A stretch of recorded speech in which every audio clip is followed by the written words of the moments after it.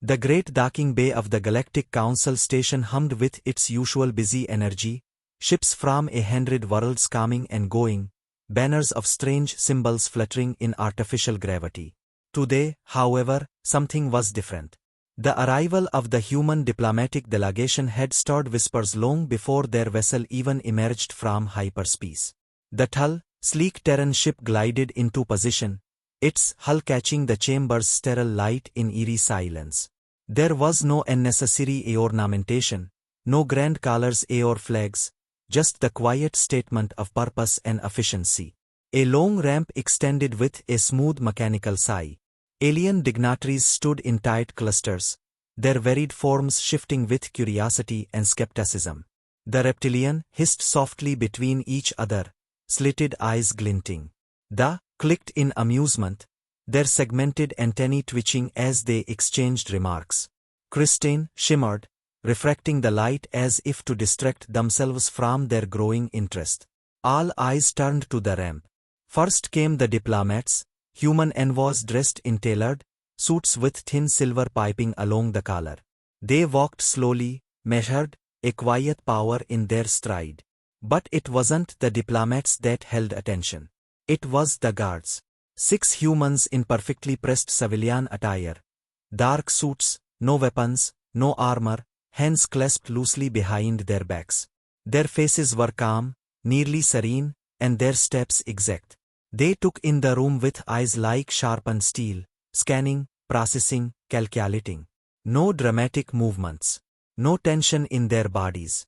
Only readiness. The whispering among the aliens intensified. Why were they unarmed? Arrogance? Naivety? Foolishness? Across the hall, Admiral of the Empire leaned in close to his aide. They send lambs to a gathering of wolves, he sneered, baring teeth. His aide chuckled, but not entirely without uncertainty. Something about the human's demeanor gnawed at them, a composure too complete, too cold. The guards didn't fidget. They didn't blink excessively. They didn't scan the room in panic or with curiosity. It was precision without effort, as if every step, every glance, had been choreographed 1,000 times before this moment. When guard's eyes flicked toward a flickering light panel high in the docking bay's ceiling. A minor detail. He noted it, then looked away as if it had never mattered. But in that second, the message was clear to those watching closely. Nothing went unnoticed. The council dignitaries exchanged wary glances, the amusement fading to a mild unease they couldn't quite place. As the humans advanced, the ambient hum of the docking bay felt heavier. Their presence didn't fill the room with noise or bluster, but with silence. A silence that settled uncomfortably in the chest. High Minister, an amphibious Elden from the water worlds of, murmured to his counterpart, "They are calm, too calm." His webbed hand trembled slightly as he noticed something in their eyes. Not arrogance, not indifference, but complete control.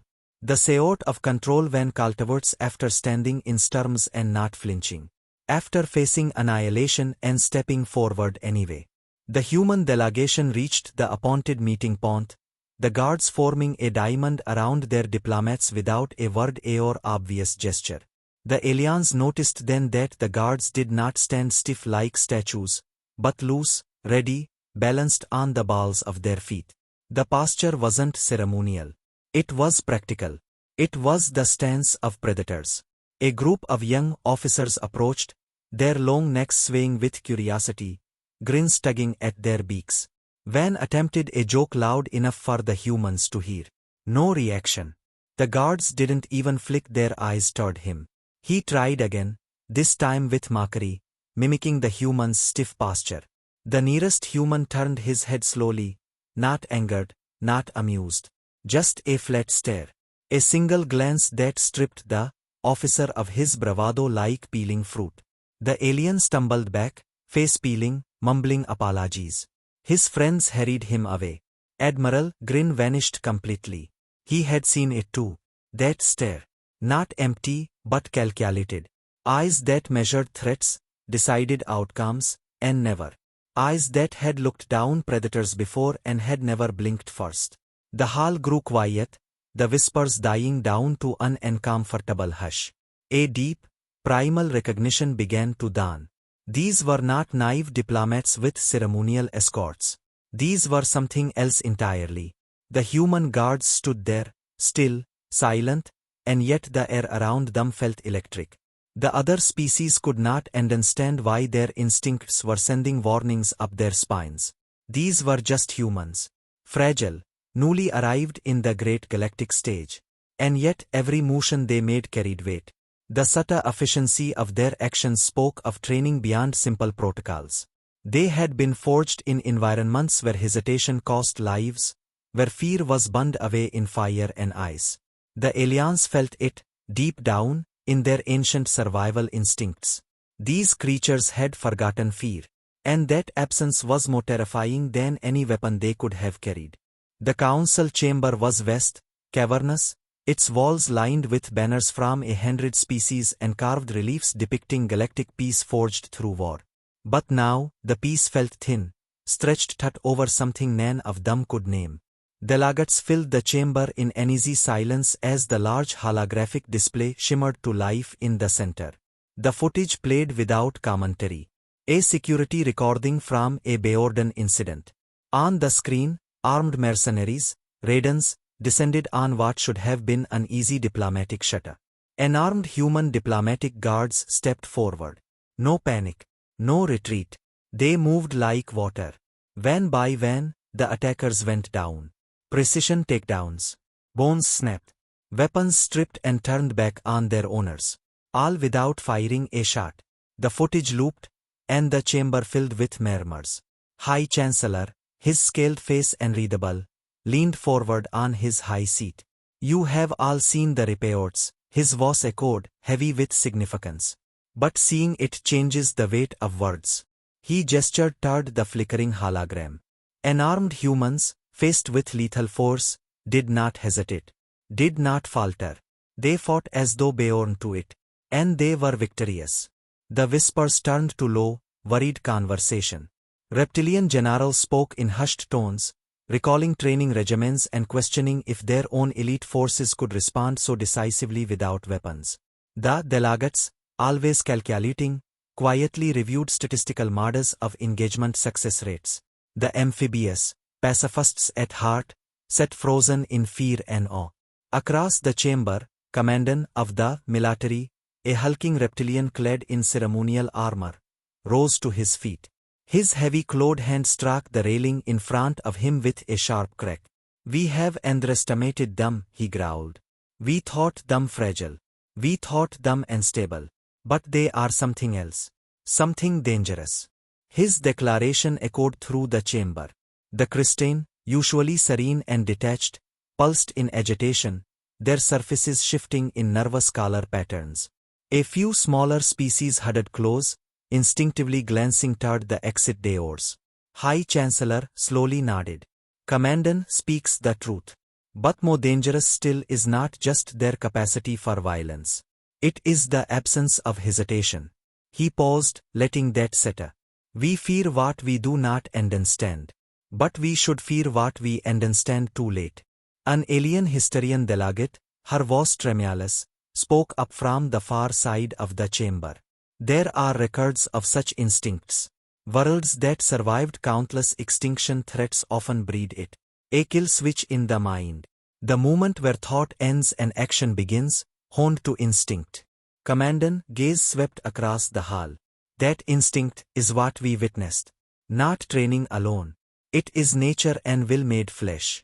He sat down heavily, scales along his back twitching. The hologram paused, and a new projection appeared.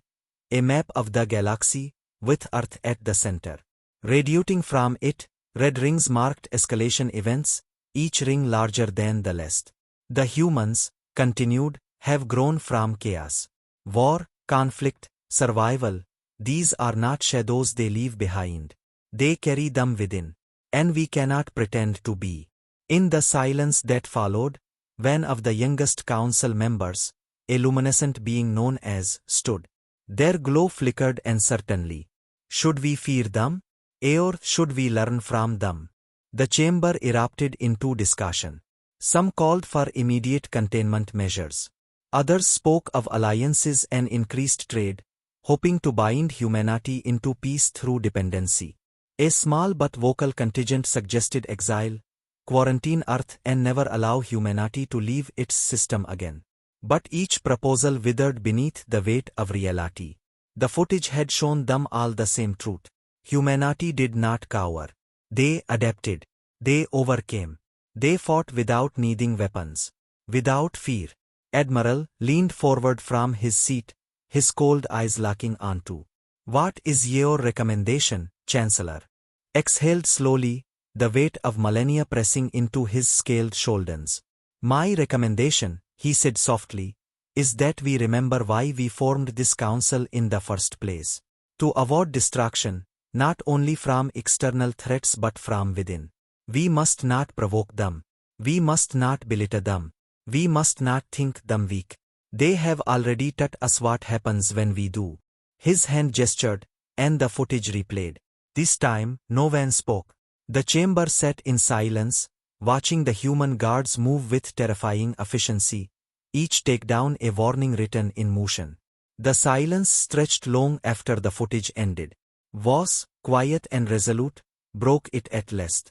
Let this be our lesson. They have forgotten fear. And in doing so, they teach us to remember. The war room aboard the dreadnought was dimly lit, with glowing holographic maps casting shifting colors on the faces of the gathered military leaders. Commandant stood at the center, his massive form radiating tension. Around him, advisors murmured uneasily as the playback from the human incident looped silently on the side screens. The footage was almost surreal. Unarmed human diplomatic guards dismantling a fully armed assault force with nothing but bare hands and tactical cunning. Heavy fists clenched at his sides. He had spent his life studying warfare, training in disciplines older than most civilizations. Yet here, in front of him, was a demonstration of pure, instinctive lethality that defied expectation. One of his generals, a female named, broke the silence first. Commandant, their efficiency is unnatural. Her voice was tight with restraint, her eyes locked on the screen. We train our elite for years. They respond with calculation. These humans responded with something more primal. Growled low in his throat. Instinct honed over generations of conflict. He turned toward the holographic star map in the center of the room.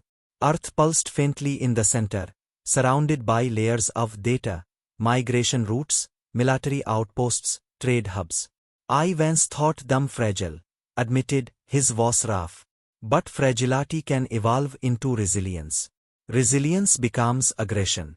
And aggression, untempered by fear, becomes dangerous beyond measure. A younger strategist piped up nervously. But they're so few compared to us. Their military is small by comparison. Head turned slowly, his yellow eyes narrowing. Small means little. Contained aggression burns hotter. He gestured toward the footage playing once more. Did they need numbers to win? No. They needed focus. Control. That's what makes them dangerous, not their size, but their absolute refusal to surrender. Stepped closer to the map, adjusting holographic overlays. If this behavior is inherent, not exceptional, we may be facing an unknown variable across their entire species. Tail lashed once behind him. The council thought they were unpredictable because of emotion. They were wrong. They are predictable in the worst possible way. When cornered, they fight. When outnumbered, they adapt. When overwhelmed, they do not freeze, they act. A heavy silence fell over the room. The weight of that realization pressed down on them all. Turned to face his officers. I want every engagement report with humans from the last 50 cycles. Every skirmish, every negotiation breakdown. I suspect we've been missing patterns. Patterns that will tell us whether what we saw was an anomaly or standard behavior. One of the tacticians hesitated.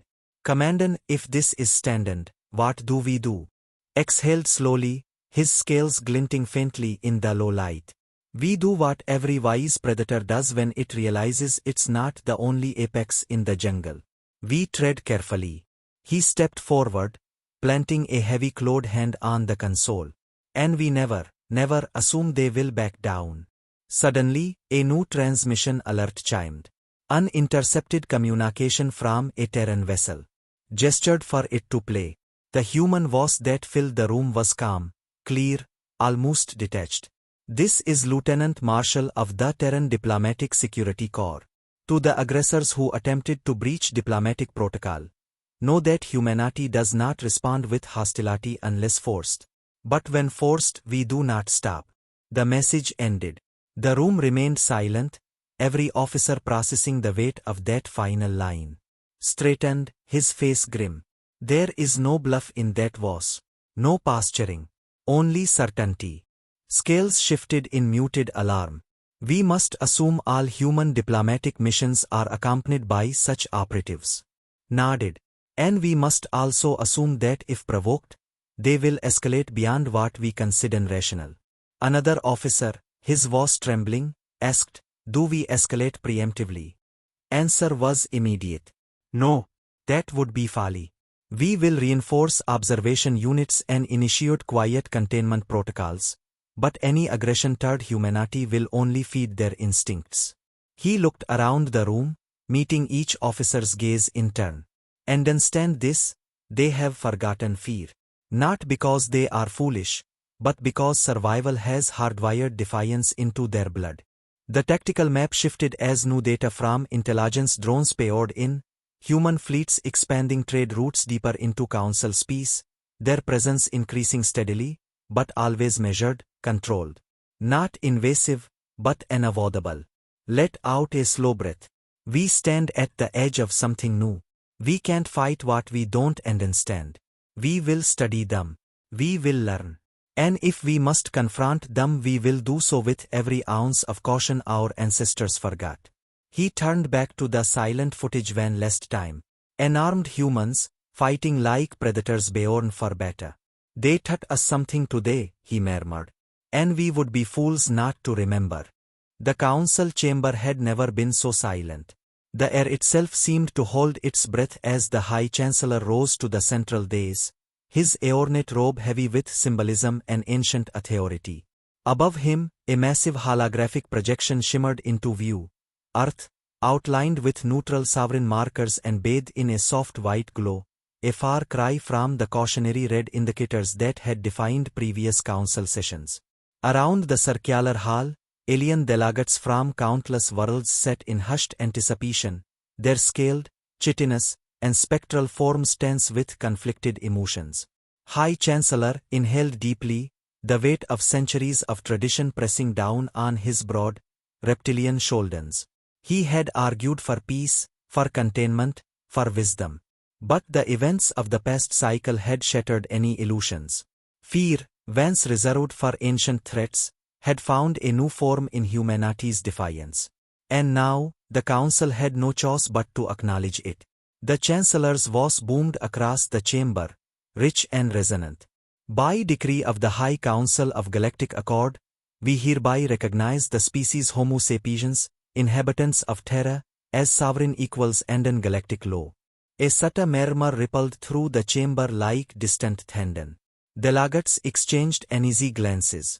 For generations, humanity had been a curiosity, then a minor power, then a troubling anomaly. Now, they were something else entirely, a force that could not be contained. The Chancellor continued. Let it be known, aggression against Terran representatives will be met with full council censure. Provocation will be considered a destabilizing act against galactic harmony. His voice grew softer, yet somehow heavier. And let it be remembered that they have taught us the price of arrogance. The hologram shifted. Footage appeared, crisp, undeniable. Human diplomatic guards, unarmed, dismantling an elite mercenary unit with ruthless precision. No hesitation. No mercy. Just cold, instinctive action.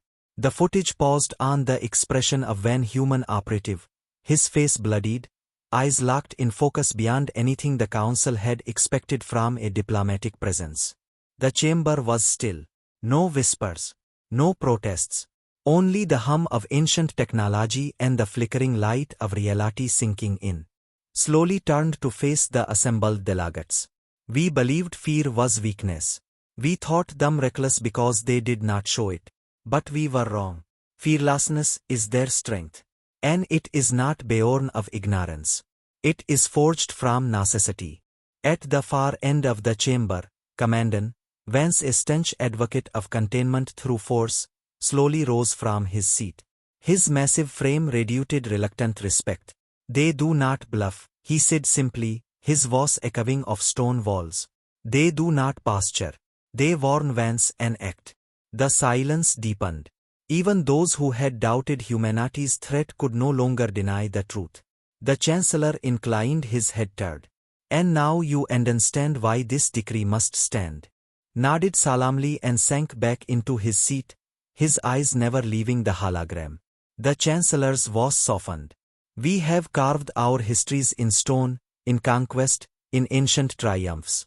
But stones crumble, and those who cannot adapt are buried beneath them. He gestured, and the hologram shifted once more. An image of a human child, smiling and waving at a camera during a relief mission on a Bayordan colony. In that innocent gesture lay the paradox that terrified them most, a species capable of joy and compassion, yet ready to destroy without hesitation when cornered. Let it be written in our archives, intoned, that we stood at the precipice of ignorance and chose wisdom. He extended his hand toward the central console. The official council seal glowed, and with a final motion, the decree was transmitted across galactic channels. In every council outpost, on every diplomatic relay, the message was clear. Humanity was no longer a curiosity or a variable. They were unequal, a sovereign presence that demanded respect, or would seize it through action. The chamber remained silent as the delegates slowly, one by one, bowed their heads. Not out of submission, but out of reverence and caution. As the Chancellor descended the dais, his assistant approached quietly. Do you believe they will accept this honor? She asked softly.